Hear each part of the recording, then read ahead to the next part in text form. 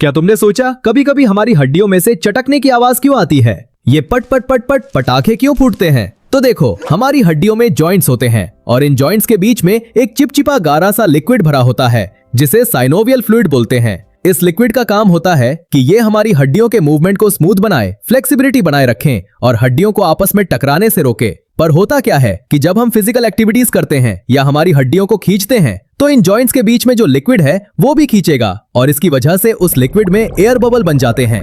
तो जब ये बबल बनते हैं और फूटते हैं तब पट पट चटकने की आवाज आती है। कुछ लोग सोचते हैं कि हड्डियों को चटकाने से अर्थराइटिस हो सकता है, हड्डियां कमजोर हो सकती है, पर ऐसा कुछ नहीं है। बिंदास चटकाओ,